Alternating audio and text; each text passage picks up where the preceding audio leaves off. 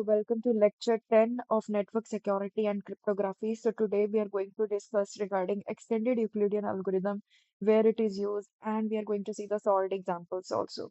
So before starting with the video, if you haven't gone through the previous lectures, then I would request then go through the previous lecture first. Only then you will be able to understand this lecture. Okay.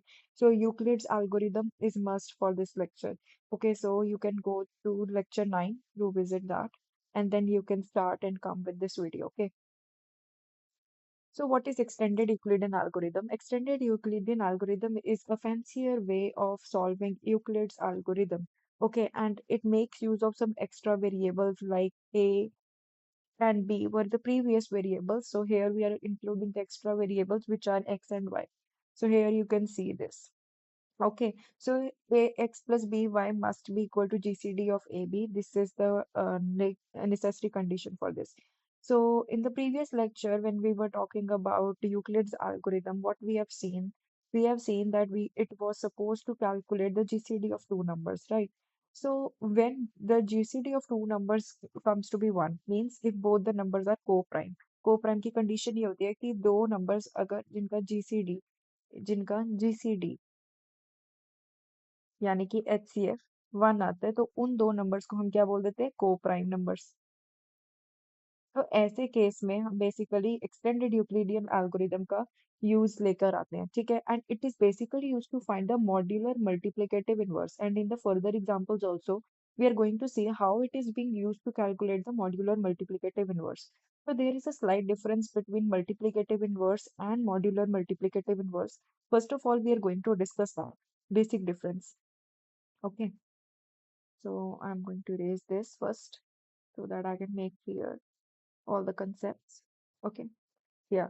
So first of all, what is a multiplicative inverse? Multiplicative inverse किसी भी integer का suppose मैं 3 ले लेती हूँ ठीक है इसका multiplicative inverse वो होगा जिसे multiply करने पे इसका आंसर 1 आ जाए ठीक है तो इसका of course multiplicative inverse क्या होगा 1/3 ठीक है क्योंकि मैं इसको कट करूंगी इस तरीके से कटिंग परफॉर्म होगी तो आंसर क्या आ जाएगा 1 ठीक है तो ऐसे नंबर्स जो बेसिकली जिनको मल्टीप्लाई करने पे जिसका आंसर 1 आ जाए that will B multiplicative inverse similarly अगर मैं ले लूँ 2/5 तो इसका मल्टीप्लिकेटिव इनवर्स क्या होगा 5/2 ठीक है तो इस नंबर का multiplicative inverse is the basically reciprocal of that number ठीक है तो उसको हम बोलते हैं मल्टीप्लिकेटिव इनवर्स अब मॉड्यूलर मल्टीप्लिकेटिव इनवर्स और मल्टीप्लिकेटिव इनवर्स सेम नहीं होते ठीक है मॉड्यूलर का मतलब क्या होगा कि in case of mod n what will be the multiplicative inverse for example we are having an integer a here there will be a multiplicative inverse which will be existing for that particular integer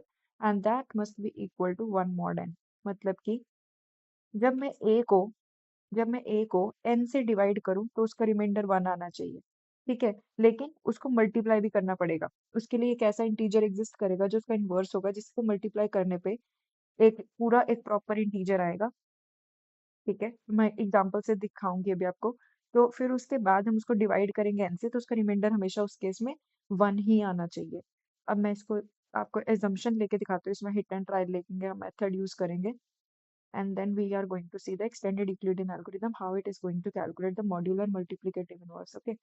So for example, मैं 3 ले लेती हूँ integer 3 को मुझे एक ऐसे number से multiply करना है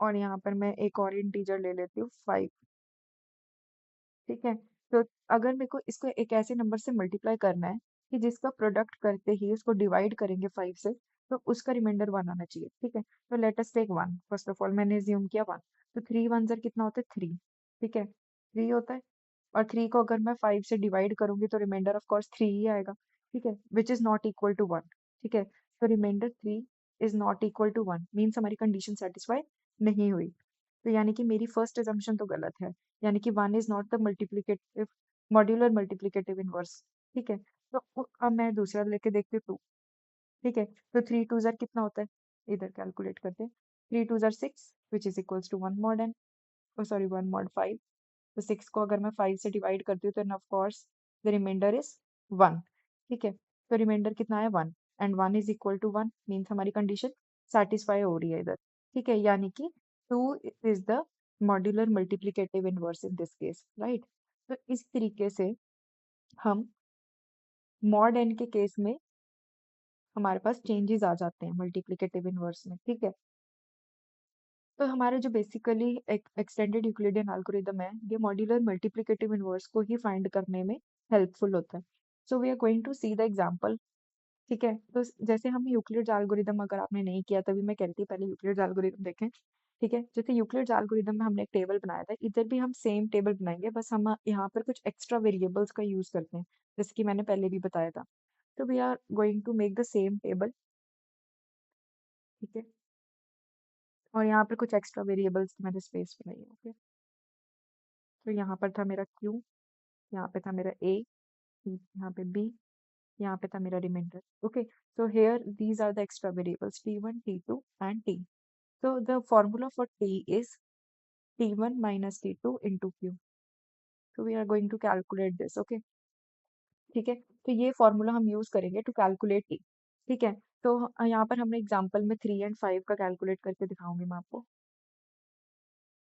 ठीक है। तो ए हमने हमेशा याद रखा था कि A was always the largest integer, right. So A को हमने हमेशा लार्जेस्ट इंटीजर ही लेना है। तो 5 इज लार्जेस्ट, सो हमने 5 को इधर प्लेस किया, 3 को इधर से। अब हम डिवाइड करेंगे, ठीक है। तो 3 1 3, रिमाइंडर इज 2, ठीक है। तो पहले हम एक काम करते हैं, यूक्लिड्स एल्गोरिदम ही बेसिक फॉर्म करते हैं।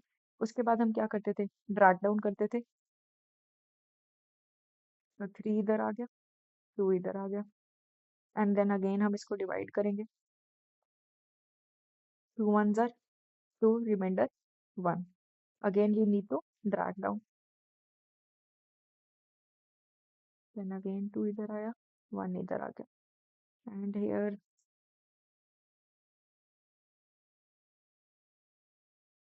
ठीक है।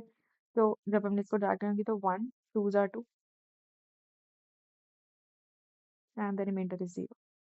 अब जब हम इसको ड्रैग डाउन करेंगे तो यहाँ पर 0 आ गया, here we need to stop,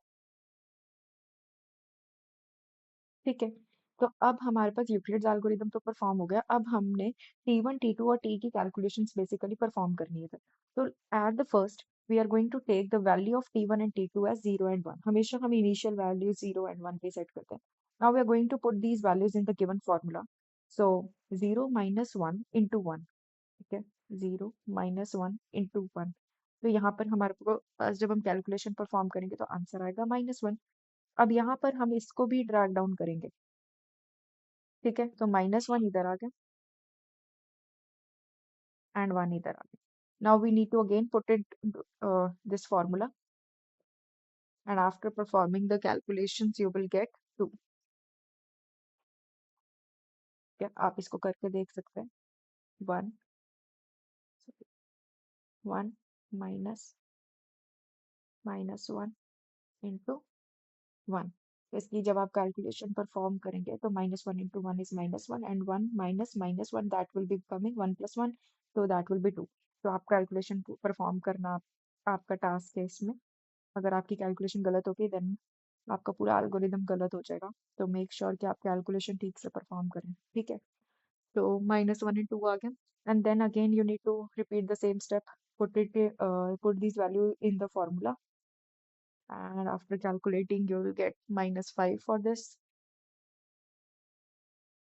ठीक है। उसके बाद again you need to drag down, मेरे पास थोड़ी स्पेस कम पड़ गई है, so here it will be 2 and here it will be -5, ठीक है। तो ये हमारी कैलकुलेशंस परफॉर्म हो गई हैं।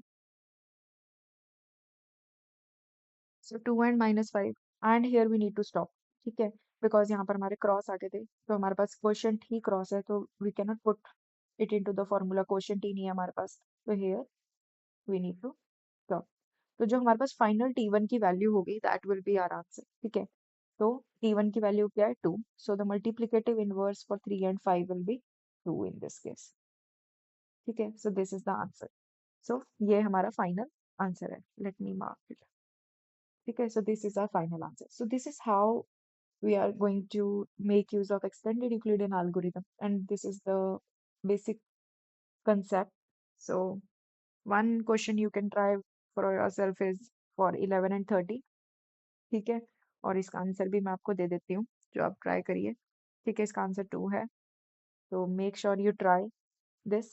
एंड कई बार क्या होता है कि कुछ बच्चे इसमें एक मिस्टेक कर देते हैं, T1 - T2 को ब्रैकेट में ज्यूम कर लेते हैं, उसके बाद मल्टीप्लाई करते हैं। प्लीज मेक श्योर कि यहाँ पर हम बॉर्ड में इसका ही कंसेप्ट यूज कर रहे हैं, ठीक है।